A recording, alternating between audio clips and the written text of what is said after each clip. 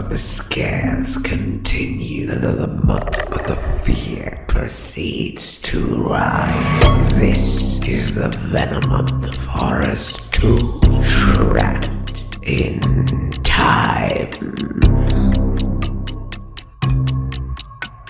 How the hell do you make birds scary?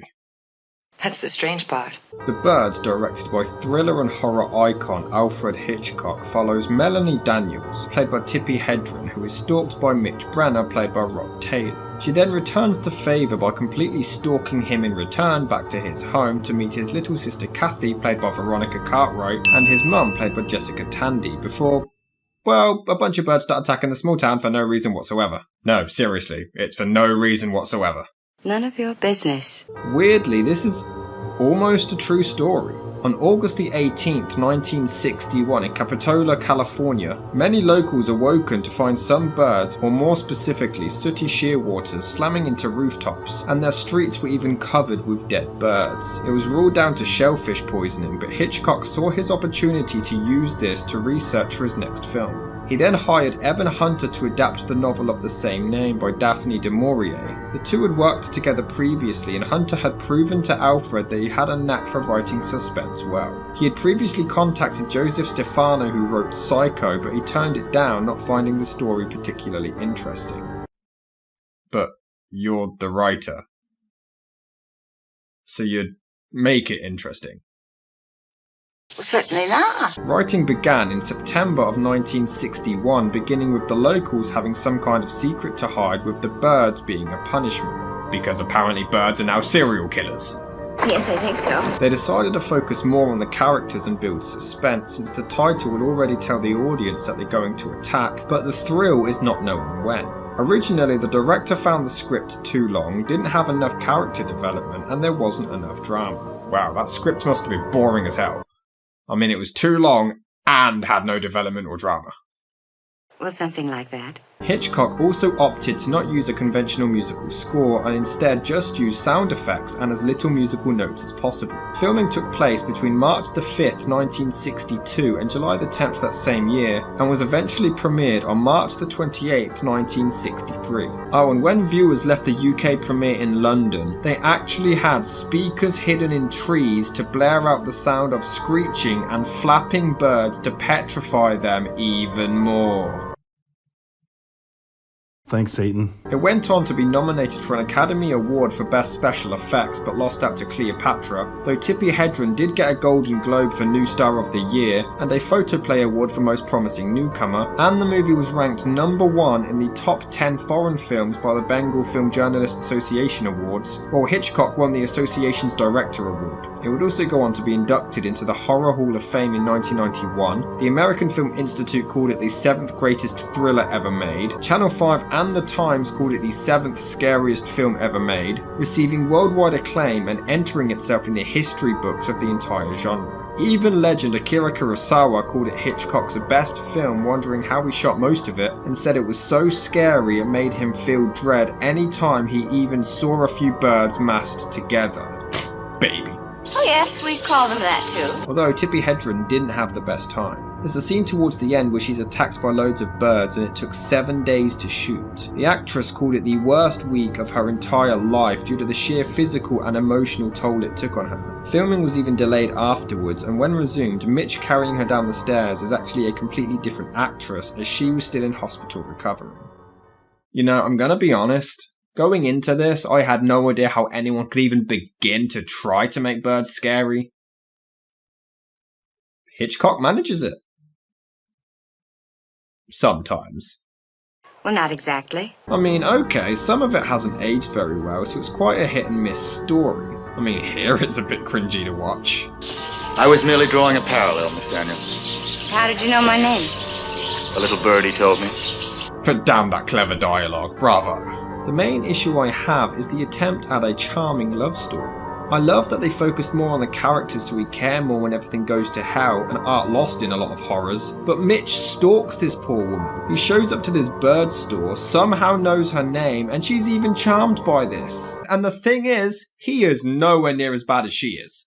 She tracks his license plate number to find out his name and address, goes to his home to find out that he's gone away. She then drives 2 hours to his mum's place, and instead of "Hi, I found you," she goes one extra and decides to go out of her way to hire a boat to sneak up behind his house. She then breaks in to deliver some birds before sneaking out and watching from the boat, and he still finds all of this really sweet.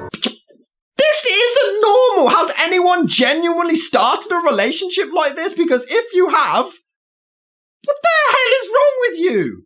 I have no idea. You know, the front of the car actually looks like it's real, so I don't quite understand why they blue screened the back. What, you can film it properly from one angle but not the other? And also the audio doesn't match the actions either.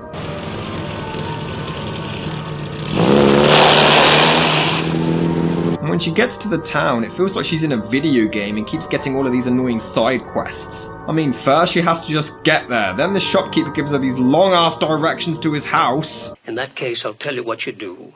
You go straight through town till you see a little hotel on your left. Then you turn right there. Now, you got that? Yes? Near the top of the hill, you'll see the school, and just beyond a little house with a red mailbox. That's where Annie Hayworth, the school teacher, lives. You ask her about the little Brenner girl.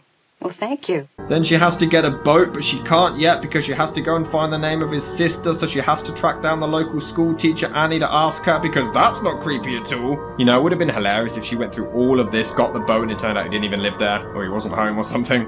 But would they actually let you take a boat out on your own, clearly not knowing what you're doing? I mean, anything could happen. And the blue screens just keep getting worse. And to make it even creepier, she lies. She claims she knows the teacher and came to visit Annie. She even claims she's staying with her before even asking her. What is wrong with this woman? I thought you knew. But why does everyone make absolutely everything sound so creepy and cryptic? Oh, I just picked up some things for the night at the general store. You see, I hadn't planned on staying very long. Yes, I know. Did something unexpected come up? Yes. I'm going to the shop. I might buy some biscuits. But besides that, I do really like the writing of the rest of it. There's actually genius foreshadowing. If you look closely, she's actually making the image of a bird with her hand. And yes, this was intentional. Genius subtle touches like this really set Hitchcock apart. But the characters are built really well. We find out that Annie used to be with Mitch and she still loves him but cherishes their friendship and wants him and Melanie to be happy. These are likable people. In a horror movie. That's odd. What do you mean? But no, I'm still not buying this love story as cute and sweet, damn it. Well, I have to get to work tomorrow morning, for one thing. You have a job? Oh, what? You snobby little slut! Actually earning a living?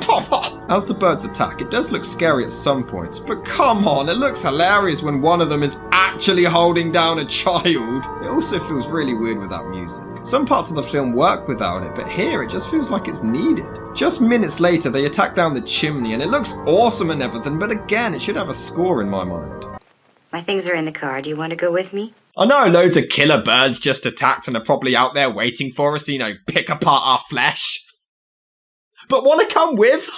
But here is when the lack of music works. Mitch's mum discovers a room completely trashed, full of dead birds and a dead body. It's really intense with some great imagery, but her running down the corridor looking horrified just looks hilarious. So close. And you be careful. Don't stalk anyone while I'm away. This is my favourite scene of the entire film, actually. Melanie goes to pick up Kathy from school, but waits outside for them to finish singing, and we just see a bird fly in the background. It starts subtle, but more joined, and it doesn't need music. It's simple, but damn effective. The suspense builds really well until she spots an insane amount of them, and that is actually terrifying. They did it! They actually made birds scary! Well done, Alf! I don't even know if I like you or not. And then the kids get chased by the birds, and again, it is quite scary, even if a lot of the blue screen stuff hasn't aged very well. Wait, so they can bust through house windows and doors, but they can't get into a car? Bunch of crows attack the school kids. It's the end of the world. Thus saith the Lord God unto the mountains and the hills and the rivers and the valleys. If God was going to end the world, wouldn't he send something scarier than birds? and somehow the entire town disputes this bird attack. How the hell did anyone miss this? Look at this! More people saw it happen than Tupac's murder! Look!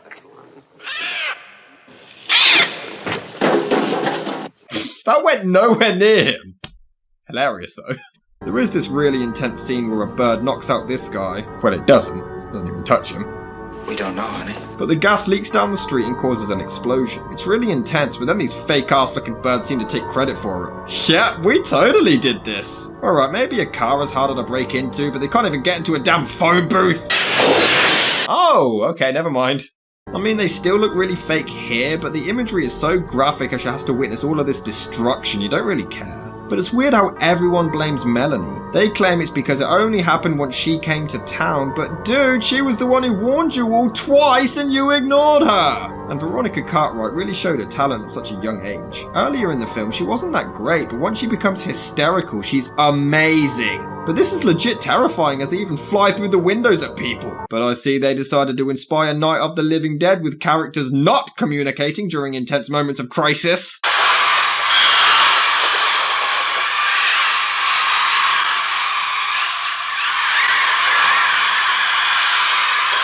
Oh, and again, they can now get through huge-ass doors, albeit slowly, but not cars! And the suspense here is great, but I don't understand this. Mitch is asleep, and Melanie hears a bird noise. So what does she do? Goes and investigates entirely on her own, of course! In fact, the actress actually confronted Hitchcock about this and asked him, "Why would I go on my own?" Hitchcock replied, "Because I'm asking you to." Really, let's be logical about this. And I know this is the big climactic scene, but I'm sorry, I don't find it scary. She gets attacked, no music, and it just comes across more awkward. I mean, it picks up a bit, I guess, once Mitch shows up and they struggle to pull her out of the room, but it's her own dumbass's fault anyway. But it seems like these birds just attack whenever it's convenient to the plot. I mean, films like Halloween work because Michael Myers is a serial killer who just snapped. Killers do that. But here, they're birds. Even in real life, something caused the birds to act out, but they didn't stake out people's homes like Jason Voorhees. Why do they do this? In the book, it was something to do with the tides of the waves. Okay, that's dumb, but at least it's something. They even get into the car and drive off, and for some reason the birds let them. Why? This is a great movie, but it has easily one of the worst endings I have ever seen. They even claim on the radio that the town is completely blocked off as many have escaped, so surely they can't get out either. It's just dumb. Birds attack, we don't know why, but they attack, woohoo! It's just sequel bait. Which actually did happen.